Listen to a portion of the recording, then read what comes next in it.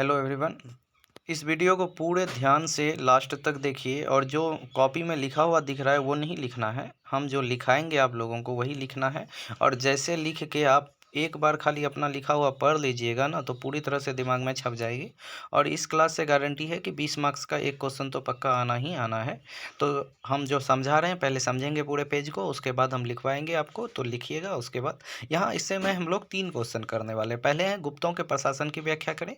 ठीक, ये गुप्त काल में प्रशासन कैसा था। साथ ही साथ अगला हम लोग पढ़ेंगे गुप्त काल की सामाजिक व्यवस्था, आर्थिक व्यवस्था, राजनीतिक व्यवस्था की चर्चा करें, मतलब गुप्त काल के जो भी व्यवस्थाएं चल रही थी उसका। और अगला क्वेश्चन हम लोगों का होगा कि गुप्त काल को स्वर्णिम युग क्यों कहा गया। ठीक, और नेक्स्ट प्रश्न हम लोगों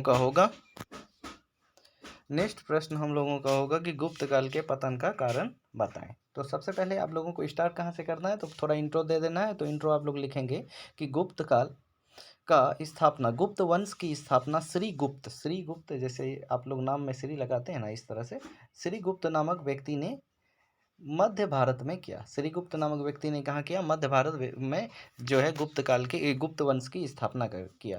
लेकिन इस काल का वास्तविक संस्थापक चंद्रगुप्त प्रथम को माना जाता है। चंद्रगुप्त प्रथम को याद रखिए, ये चंद्रगुप्त मौर्य नहीं है, वो मौर्य वंश का है, ये गुप्त वंश का है। ठीक है, चंद्रगुप्त प्रथम को माना जाता है, जिसके काल में राज्य का विस्तार बेहतर ढंग से हुआ और उसके बाद राज्य उत्कृष्टता पर पहुंची। अब गुप्त काल की अगर प्रशासन की हम लोग चर्चा करें तो यहाँ तक लिख लेंगे। तो निम्न प्रकार से हम लोग देख सकते हैं। तो अब गुप्तों का प्रशासन हेडलाइन लगाएंगे। तो इंट्रो कैसे लिखेंगे क्लियर हो गया आप लोगों का। तो देखिए गुप्तों का प्रशासन पहले समझिए, उसके बाद लिखिएगा जो लिखवाएंगे आपसे। तो गुप्त काल में राजा का पद अनुवांशिक होता था। निश्चित रूप से राजतंत्र था तो राजा का पद अनुवांशिक होगा ही होगा, इसमें कहीं कोई संदेह वाली बात नहीं है। गुप्त काल में राजा का पद कैसा था, अनुवांशिक होता था। ठीक, उसके बाद इसी क्रम में राजा के द्वारा बहुत सी उपाधियां धारण की गई। उत्तराधिकार का नियम ज्येष्ठ पुत्र का था। देखिए प्राचीन भारत का यह बात है, हालांकि प्राचीन भारत अब खत्म होने को है, प्राचीन भारत का ये अंतिम बहुत बड़ा साम्राज्य है। तो उसमें चाहे उत्तराधिकार का जो नियम है उसमें उत्तराधिकार की कोई खास लड़ाई नहीं देखी जाती है। जैसे कि मध्य भारत में आप देखते हैं कि उत्तराधिकार की लड़ाई जहांगीर करता है, फिर औरंगजेब करता है। तो इस तरह का कोई भी समस्या नहीं, क्योंकि क्लियर था कि उत्तराधिकार का नियम ज्येष्ठ पुत्र को था, अर्थात राजा का ज्येष्ठ पुत्र ही अपना को सत्ता देता था। लेकिन कुछ कुछ एक्सेप्शन भी मिलेगा, जैसे रामगुप्त के जगह जो है समुद्रगुप्त बन जाता है राजा, तो ये अलग बात है। तो अब यहाँ पर आप लोग क्या लिखेंगे कि गुप्त काल में राजा का पद अनुवांशिक, ये लाइन लिख लेंगे। अनुवांशिक होता था, राजतंत्र का देवीय सिद्धांत लागू था। देव मतलब राजा स्वयं को देवता का अधिकार मानता था कि देवता ने ही मुझे राजा बनने का अधिकार दे दिया है। इसी क्रम राजा की बहुत सारी उपाधियाँ, जैसे जो समुद्रगुप्त के द्वारा जो है प्रक्रमांक की उपाधि धारण की जाती है, उसके बाद विक्रमादित्य की उपाधि धारण की जाती है चंद्रगुप्त द्वितीय के द्वारा। तो इस तरह की उपाधियाँ धारण करते हैं। तो आप लिखेंगे राजा का पद, ये इसमें से आप लिख लेंगे छट के। अब आगे देखते हैं केंद्रीय प्रशासन। इसके देखिए, राजा केंद्र में राजा की सहायता का एक मंत्री परिषद करती थी। इस मंत्री परिषद के प्रमुख मंत्री निम्न प्रकार थे। तो केंद्रीय प्रशासन के बारे में बात कर रहे हैं, तो लिखेंगे कि केंद्र में राजा की सहायता के लिए एक मंत्री परिषद होती थी और कुछ मंत्री निम्न थे। अब लिखेंगे शुरुआत कहाँ से करेंगे, लिख देंगे कि संपूर्ण शक्तियां राजा में ही निहित होती थी और राजा ही सभी विभाग का, चाहे वो आर्थिक विभाग हो, राजनीतिक विभाग हो, न्याय विभाग हो या प्रशासन विभाग हो, इनका प्रमुख होता था। सभी विभाग का अंतिम प्रधान जो है राजा ही होता था। लेकिन राजा के कार्यों में उसकी सहायता के लिए अनेक मंत्रियां होती थी, जिसकी प्रमुख मंत्रियां निम्न प्रकार है, ये लिख लेंगे। अब आगे 4-5 मंत्री के बारे में आप लोग लिखेंगे। सबसे पहला महाबलाधिकृत। देखिए इसमें बला मतलब बल से बात आ रहा है, महाबली ऐसे याद रखिएगा। महाबली जो सेना होता है वो बलवान होता है, तो ऐसे करके। तो महाबलाधिकृत मतलब सेना का सेनापति। महादंडनायक जो दंड देने का कार्य कौन करता है, न्यायाधीश। संधि विग्रहक, संधि विग्रहक मतलब अब युद्ध कहीं हो गया है या युद्ध करना है तो संधि करना है या विग्रह करना है, तोड़ना है, तो इसके लिए क्या है, युद्ध के पश्चात संधि करने वाला मंत्री संधि विग्रह कराता था। उसके बाद अगला जो है वो है, देखिए दंडपाशिक या पुलिस विभाग का मुखिया होता था। दंडपाशिक क्या होता था, पुलिस विभाग का मुखिया। तो आप लोगों को याद रखने के लिए क्या क्या कौन कौन से गुप्त काल में मंत्री दिख रहे हैं, एक महाबलाधिकृत सेना का सेनापति, महादंडनायक न्यायाधीश, संधि विग्रह, युद्ध के पास संधि कराने वाला मंत्री, दंडपाशिक या पुलिस विभाग का मुखिया होता था।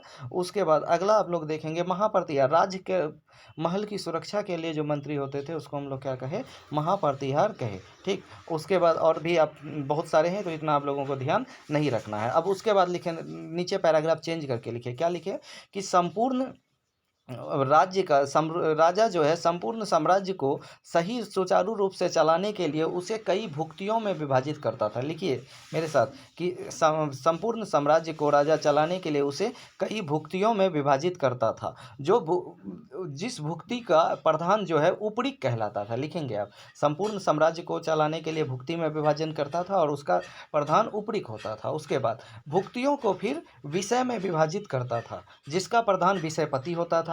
विषय को फिर वित्त में, और अंतिम सबसे छोटी इकाई प्रशासन का ग्राम हुआ करती थी। प्रशासन की सबसे छोटी इकाई क्या हुआ करती थी, ग्राम हुआ करती थी, जिसका प्रधान ग्रामिक था। ऐसे समझिए एक बार फिर, राजा संपूर्ण साम्राज्य का जो है विभाजन कई भुक्तियों में करता था और भुक्तियों का मुख्य प्रमुख उपरीक हुआ करता था। भुक्तियों को फिर विषय में, विषय को वित्त में, अगर नहीं भी भूल गए तो फिर लिख सकते हैं कि अगला लाइन भी जो है प्रशासन की सबसे छोटी इकाई ग्राम हुआ करती थी। चलिए हम लोग नेक्स्ट पेज देखते हैं क्या है प्रशासन के बारे में। तो ये प्रशासन के रिलेटेड इतना ही है, इसमें अब आपको लिखवा रहे हैं, लिखिए आप। ग्राम हुआ करती थी, यहाँ लिख लेंगे। ठीक है, उसके बाद लिखेंगे कि गुप्त काल का प्रशासन अत्यंत ही सुदृढ़ प्रशासन थी। यहाँ हर चीज़ विधिवत अच्छी तरह से चलाया जाता था। प्रशासन को चलाने के लिए अनेक स्तरों पर मंत्री के साथ साथ गुप्तचरों की भी व्यवस्था थी, ताकि राजा को राज्य की समस्या के बारे में, लिखेंगे अब, ताकि राजा को राज्य की समस्या के बारे में, राज्य में हो रहे विकास आदि के बारे में पूर्ण खबर रहे, पूर्ण सूचना रहे। इसके अलावा राजा के अलावा जो भुक्तियों का प्रधान उपरीक हुआ करता था, सामान्य तौर पर वो राजकुमार ही हुआ करता था। मतलब राजा का कोई बेटा हो, पोता हो, भतीजा हो, वही हुआ करता था, क्योंकि एक राज्य का उसका पूरा का पूरा ये सौंपा जाता था उसको।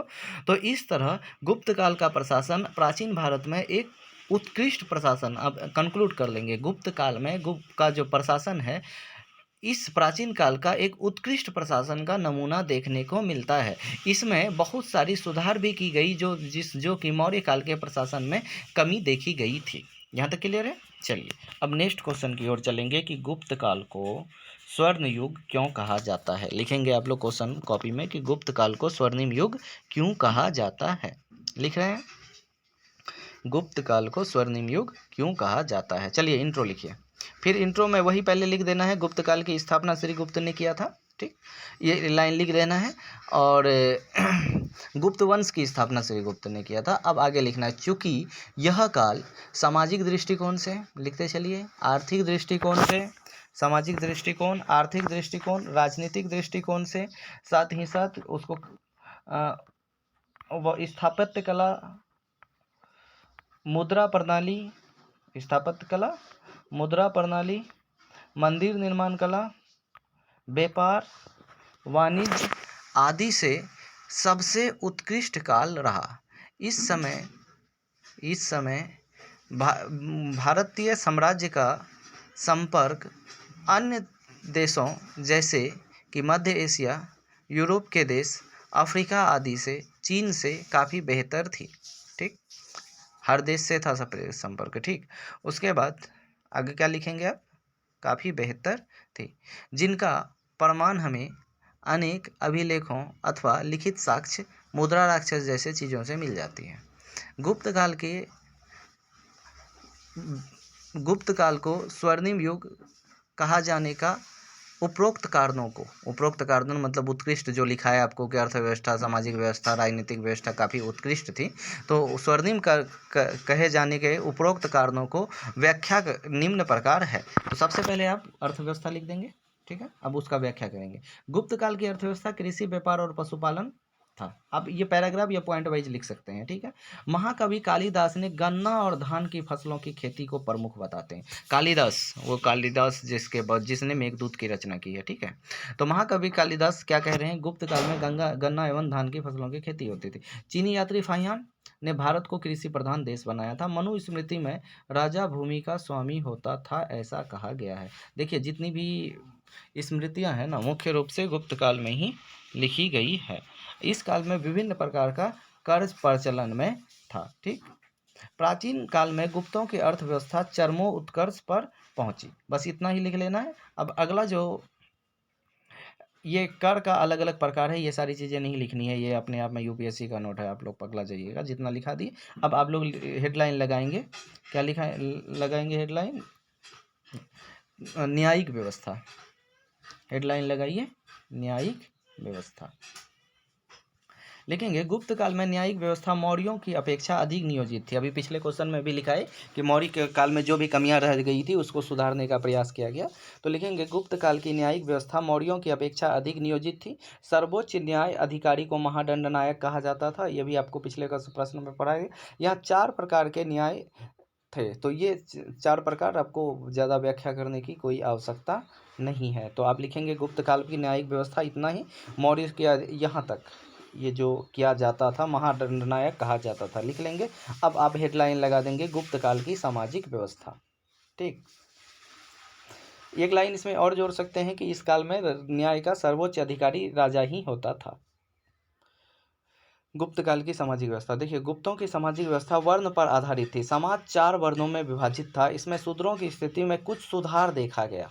देखिए, शूद्रों की स्थिति में जो है कुछ सुधार देखा गया। वराहमिहिर ने शूद्रों की वस्तियों के विषय में बताते हैं कि इस काल में शूद्र सेना में चुने जाते थे, मतलब क्षत्रिय वाले कार्य शूद्र को दे दिया जाता था। तो ये मतलब इससे ये स्पष्ट होता है कि जो है शूद्रों की स्थिति में सुधार आई। तो अब समाज में देख लिए 4 वर्णों में विभाजित थी, शूद्रों की स्थिति में सुधार देखा गया, और वराहमिहिर जैसे विद्वान क्या बताते हैं, सेना में भर्ती किया जाता था। ठीक, अब देखिए यहाँ पर इस काल में ब्राह्मणों की स्थिति श्रेष्ठ थी। थोड़ा सा आगे लिखेंगे, इस काल में ब्राह्मणों की स्थिति श्रेष्ठ थी। मनुस्मृति में कहा गया है कि 10 वर्ष का ब्राह्मण 100 वर्ष के क्षत्रिय से श्रेष्ठ है। ये थोड़ा सा आप मेंशन कर सकते हैं। अब अगला जो है नेक्स्ट पेज में हम लोग देखेंगे, जो इस काल में विभाजन जन्म के आधार पर हो गया, सामाजिक व्यवस्था में ही। और फिर नेक्स्ट पॉइंट लिख सकते हैं, गुप्त काल में दास प्रथा का प्रचलन था। महिलाओं की स्थिति क्या है, गुप्त काल में महिलाओं की स्थिति पुरुषों की से अच्छी नहीं थी। जो पॉइंट हम ठीक कर रहे हैं वही लिखना है। गुप्त काल में महिलाओं की स्थिति पुरुषों से अच्छी नहीं थी, फिर भी महिलाओं में कुछ ग्रंथों में उचित सम्मान दिया गया है। फिर भी महिलाओं को कुछ ग्रंथों में उचित सम्मान दिया गया, जैसा कि मनुस्मृति में कहा गया है जहाँ स्त्रियां रहती है वहाँ देवता निवास करते हैं। कुछ अन्य ग्रंथों में महिलाओं को स्त्री धन कहा गया है। इससे स्पष्ट होती है कि भले स्थिति अगर कोई समान नहीं हो, फिर भी जो है और काल की अपेक्षा महिलाओं की स्थिति यहाँ बेहतर थी। तो अब एक चीज़ और जैसे स्पष्ट होता है कि गुप्त काल में महिलाओं की स्थिति ठीक थी कि नहीं, तो गुप्त काल में दहेज प्रथा, बाल विवाह, पर्दा प्रथा इत्यादि प्रचलन में नहीं था। मतलब बाल विवाह, पर्दा प्रथा अगर हो तो माना जाता है कि वहाँ उस काल में, जैसे आधुनिक काल में ही अभी के समय में देख लीजिए, लड़की अगर शादी के लिए तैयार ना हो तो उसका ब्रेन वॉश करके तैयार कर दिया जाता है। उसको खुदे पता नहीं चलता था। कल तक हम विरोध कर रहे थे, आज हम हाँ कर दिए, कैसे पता नहीं, मंत्र का प्रयोग हुआ, मंत्र का।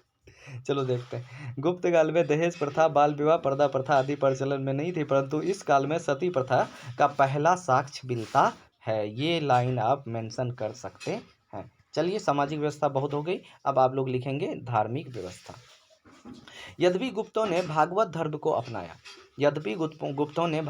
को अपनाया, इसी धर्म को राजकीय संरक्षण दिया। उन्होंने सभी धर्मों के प्रति सहिष्णु नजरिया प्रस्तुत किया। ऐसा नहीं कि हम भागवत हैं तो बौद्ध धर्म को मार दिया जाए या जो है जैन धर्म को खत्म कर दिया जाए, ऐसा गुप्तों ने नहीं किया।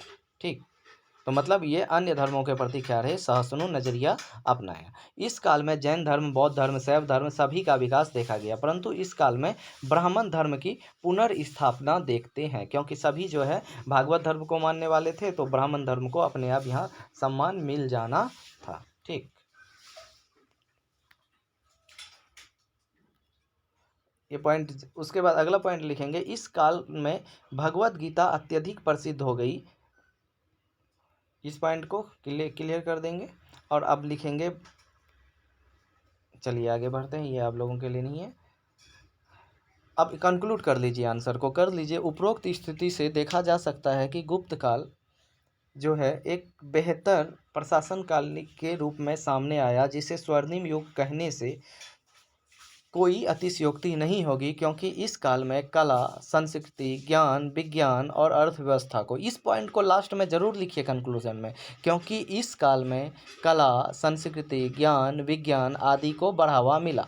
इस काल में अनेक मंदिरों का भी निर्माण किया गया, जो द्रविड़ उत्तर भारत में है, नागर शैली के श्रेष्ठ कलाकृतियों को दर्शाता है। और सबसे अधिक स्वर्ण का मुद्रा चलाने वाले भी गुप्त ही थे।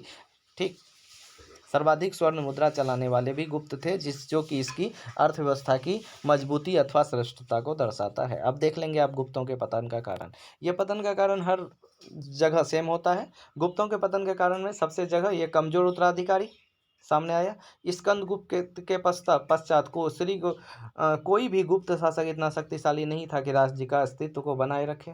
ठीक है, अगला नेक्स्ट पॉइंट, इस काल में भारत का सामंतवाद का उदय हुआ। वास्तव में ऐसे भूस्वामी होते थे जिसके पास संबंधित क्षेत्र में सेना नियुक्ति, सुरक्षा आदि के अधिकार होते हैं। मान लो इस क्षेत्र का अगर तुमको हम सामंत बना दिए, तो इस क्षेत्र में तुम सेना का नियुक्ति करो, इसका सुरक्षा करो, इसका प्रशासन चलाओ। मतलब होता क्या था कि राजा के अंदर एक छोटा सा राजा बना दिया जाता था। ऐसी स्थिति में बाद में जब केंद्रीय शासक कमजोर होगा तो ये अपने आप को राजा बना लेगा, सिंपल सी बात है। तो क्या होगा, इस काल में भारत में सामंतवाद का उदय हुआ। सामंत वास्तव में ऐसे भूस्वामी होते थे जिनके पास संबंधित क्षेत्र का सेना नियुक्ति, सुरक्षा आदि का अधिकार होता था। अपने अपने क्षेत्रों में सामंत अधिक शक्तिशाली हो गए और गुप्तों के पतन में इनकी प्रमुख भूमिका रही। ठीक, अगला पॉइंट आप लोग लिखेंगे गुप्तों के पतन में, वित्तीय अनियमितता। मतलब जब अर्थव्यवस्था का पतन होगा तो राज्य अपने आप खत्म हो जाता है। वित्तीय अनियमितता भी गुप्त का पतन का कारण बना। गुप्तों के पतन का एक अन्य कारण विदेशी व्यापार का पतन हो गया, अर्थव्यवस्था कमजोर पड़ने लगी। मतलब यही पॉइंट हर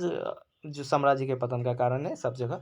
पांचवी सदी के द्वितीय चरण में हुनों का आक्रमण, ये अलग से है, इसको मेंशन कर लीजिएगा तो एक खास पॉइंट बन जाएगा कि 5वीं सदी के द्वितीय चरण में हुनों के आक्रमण का बढ़ने लगा, जिसके कारण गुप्तों का पतन हुआ। इनके अलावा भी अन्य कारणों से गुप्तों का पतन देखा गया। अब आप खुद से कंक्लूड कर लेंगे इस आंसरों को।